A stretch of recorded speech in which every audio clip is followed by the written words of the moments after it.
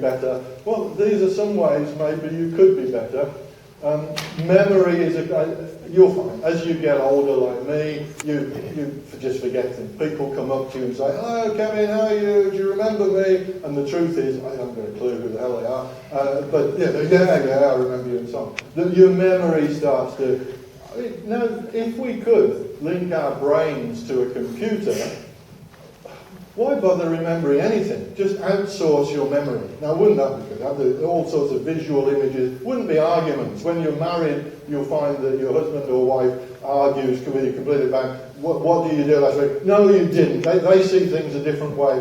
If you outsourced your memory, wouldn't have arguments like that. The memory would be somewhere else. Senses, we talked about a little bit before. Ultrasonics, we could have infrared senses, ultraviolet senses, X-ray senses. We could start to understand the world a little bit more if we extended our range of sensory input. Communication, though, this is a big one. Important aspect of intelligence.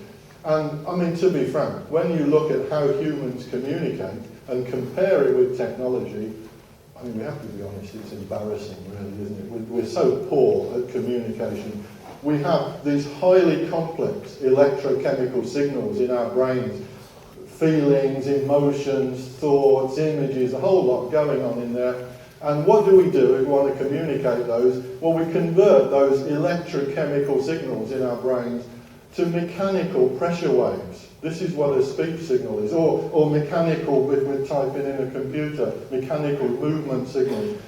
I mean, that is just a very, very, very simplified, coded message of what our original thoughts were. And in speech, here it is, out to you, your ears will convert it back from a mechanical signal to an electrochemical signal. And of course, even if you've been married for 20 or 30 years, wife or husband says something, "What are you talking about? I have no idea." Well, if we could link our brains directly together, then we could communicate, we could start communicating in terms of thoughts and images, might know what they're actually talking about. So, this is what my main line of research has been about. This is a guy called Campbell Ed, who lost his arm due to cancer, and he's been given this robot arm. But you look at his human hand, you'll see him flicking the switch to operate the arm and the wrist, which is a bit silly, really. What we would want him to do is operate the robot hand from his brain and surely feel what the robot hand is feeling in his brain. And what that needs, though, is an interface between his brain, his nervous system, and the wires, and back the other way, bidirectional interface. Let's assume, Let's assume that we do have an interface that takes signals from the brain, puts them on wires, and takes signals from wires and plays them to the brain. Then great, we can give people, as long as mechanically it's okay, we can give people an artificial arm, they can move it around from their brain and feel it, or a leg, or whatever it happens to be. But that's thinking inside the box, because we're talking there of having neural signals, brain signals, on wires. And if we've got signals on wires, we can take them where we want. We can send them by satellite. We can do whatever we want with them. So what it means is that, okay, with us how we are, how we've evolved, your brain and your body have to be in the same place.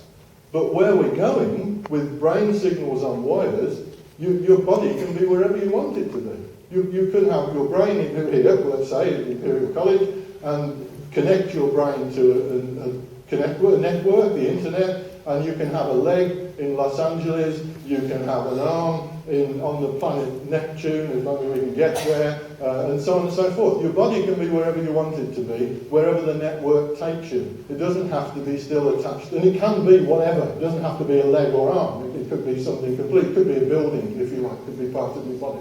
So it's opening up all sorts of different possibilities, as long as just by that interface, as long as you can have an interface which connects your nervous system to a network. That's it, simple as that, and it opens up, completely changes.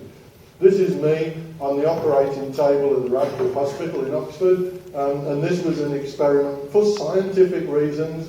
I didn't have a medical problem, it's for a scientific purpose. The implant that I had was this thing. It's called the Utah Array, because that's where it's from. That's Utah, not Array.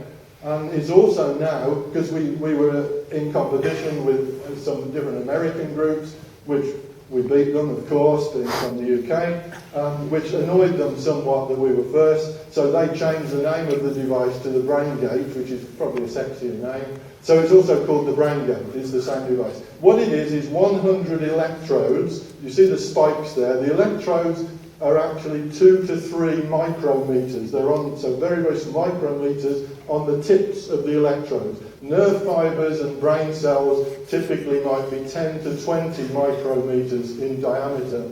So this is quite small. You can actually, if you like, skewer brain cells. So you can get very high resolution. The sort of information you can get from perhaps 2 or 3 brain cells, maybe even 1 brain cell. Whereas other methods, you may have seen people with hats on with different electrodes, they're picking up from maybe 25 million brain cells. So it's very low resolution. This is very high resolution. Oh yeah, I've got a clip here from Discovery TV which shows you some of the things I was able to do. One man in tune with technology is the world's first cyborg. Part man, part machine.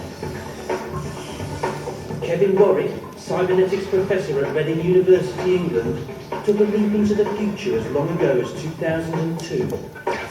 For 3 months, a silicon chip was implanted into the nerves in his arm. At that time, no human had had an implant of this type before. It was a procedure that until then had only been tested on chickens. Would the body reject it? Would it affect the way I moved or my sensory capabilities? I could have lost the use of my hand. Could it affect my brain? Ultimately, it could have sent me crazy. Kevin was plugged into a computer which monitored the nerve signals from his brain to his arm, receiving and transmitting them as radio waves. With the signals from his brain, Kevin could not only turn on lights, he could control a wheelchair. And from 5,000 kilometers away via the internet, he succeeded in getting a robot hand to mimic his own hand movements. His most impressive experiment involved his wife, Irena, also having a chip implanted in her arm. The communication experiment between myself and Irena was vitally important to me. This was the highlight of the whole experiment. Kevin wanted to discover if it was possible for his brain to receive and feel signals from Irena's brain. When Irena first moved her hand, it actually felt like a charge running up my index finger. It was a phenomenal feeling. Literally, every time she moved, my brain received a signal. There we were communicating for the first time in the world, nervous system to nervous system. It was the first time 2 people had electronically communicated by thought alone. In the short term, we're going to see implants used to help people who are paralysed switch on lights, operate the TV, just by thinking about it. In 30 years, he believes we'll all have chips in our brains. But ultimately, having extra memory, having downloads from the computer, uploading from the brain. Earth is going to be controlled by cyborgs. There we go, of course it is. And it does raise questions. If you don't get upgraded with implants like this, where's that going to leave you? Just a few holiday snaps to finish with. One of the things hopefully you could see in that when you're sort of controlling a wheelchair just using brain signals. So clearly somebody who is paralysed could use exactly this technology with the implant in the motor neural area of the brain in order to drive a wheelchair around or control robot technology around them. So clearly it has an immediate therapeutic version or positive from a therapeutic point of view to help people, but also it's useful from an enhancement point of view for all of us. We looked earlier at ultrasonic signals. This was looking at ultrasonics. You see on the baseball cap are ultrasonic sensors. The output from those was fed down, in this case, into my nervous system. So essentially, as an object came closer, my brain was receiving pulses of current that increased in frequency. The nearer the object came, the more pulses came in. And for those of you that haven't had an ultrasonic sense, what it is, it's not that you can detect this object is 1.54 metres away. It's not like that. What it is, you can pick up an object, and then if it moves slightly towards you or away from you, you can detect those movements very accurately. Or if you move towards it, you can detect the difference. So as a bat would use it, as it's flying around, it can fly the same distance from an object very easily in an ultrasonic sense. This was my wife, and in fact, the jewellery that she's wearing was put together by a student just a few metres away in the Royal College of Art, just the other side of the Albert Hall there. So it's all done very locally. And the jewellery changes colour from blue, as you see, into red. Now, it was dependent on the signals in my nervous system. So signals on my nervous system determine the colour of my wife's jewellery. All good fun stuff. And if you can imagine, I'll set the scene now. My wife works in a different office. She's not in the university. There she is in the office. And when the jewellery is blue, it means I am calm and relaxed. And if I start to get excited, then the jewellery starts flashing red. So that's the point. So she's in her office. Jewellery is blue. Fine. He's not doing anything he shouldn't. And then it starts flashing red. What is he doing? And more importantly, who is he doing it with? It's probably like wearable computing, but probably not a good example in the end, I have to say. This was taken in Columbia University, which is New York, just above the path. And what the guys in the computing lab there, the real-time computing, helped us to put my nervous system live on the internet. So literally my nervous system had an IP address. The security was we didn't tell anybody, so we were doing it so nobody knew. And what we did was link up back to Reading, just down the road in the UK, with a robot hand, which you probably can't see, but on the computer screen, the robot hand was in Reading, in the UK. So what happened, when I closed my hand in New York, my brain signals, as well as doing that with my hand, also went across the internet to close the robot hand. So I had like a third hand. And when the hand gripped an object, sensors in the fingertips gave us signals back across the internet to stimulate my nervous system. So I could feel how much force the robot hand was applying on a different continent. So it was like it's sending my nervous system across the internet. And very accurately, I could operate the robot hand. No problem with the brain. Your brain's a very clever thing. It's like, oh yeah, I have an extra hand. No problem. I can control it. And I was able to control the hand very accurately in terms of just, not the manipulation, but just in terms of open, close, and how much force it was applying. Like the egg test, effectively. So it just held an object.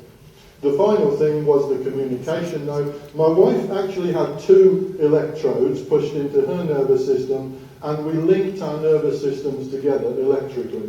So when she closed her hand, my brain received a pulse. So when she went doop, doop, doop, so doop, doop, doop, doop. So it was like a telegraphic communication between our nervous systems, electronically, between our nervous systems, a very basic one, which clearly, as we go into the future, won't just be nervous system to nervous system, it will be brain to brain, and we'll start to communicate in terms of thinking to each other and all sorts of things. So it's a tremendously exciting future from the point of view of communication. I have to say, my wife doesn't fancy how, because that would require an implant in the brain, and she doesn't fancy that. For some reason she thinks it's quite dangerous. So I'm still looking for another volunteer to link up with my brain. So if anybody fancies the idea, then let me know afterwards. Sure. Okay, thank you very much indeed.